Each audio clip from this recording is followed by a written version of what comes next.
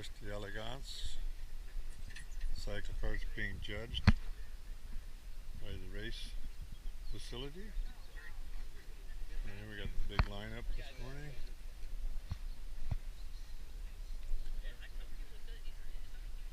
There's old Race Randy over there checking cars out. Ready to go racing? Yeah. This is the last one to take. I think it's Look at this Miller here. Man, isn't this a good looking car? oh yeah, look at that big spot. It's nice, isn't it?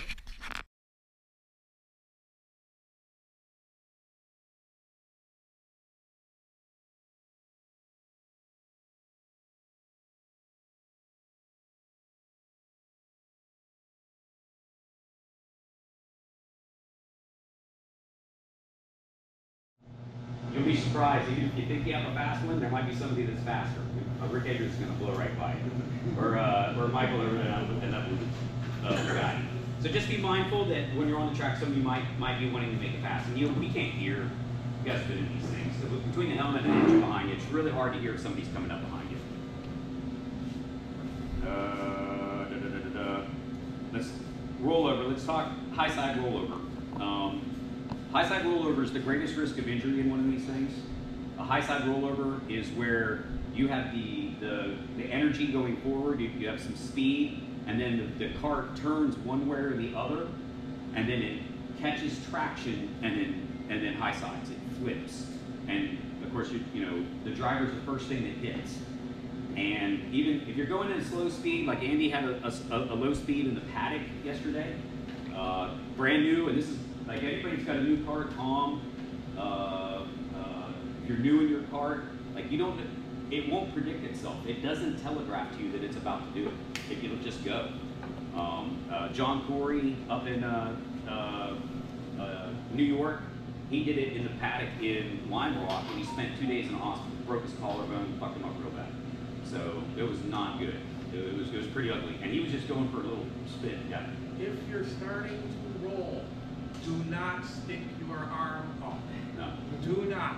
And resist that temptation, because that will guarantee you at least a broken elbow and a broken arm.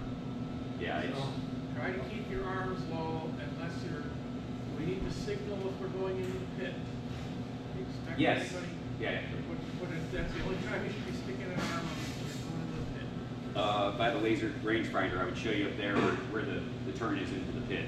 If you're going to go off track too, try to straighten out. You don't want to go off sideways. Yeah. So he's right. So that's on here. So going off track, if you find yourself wonky or whatever, something happens and you're aimed for the grass, don't try to save it, because what are you going to do?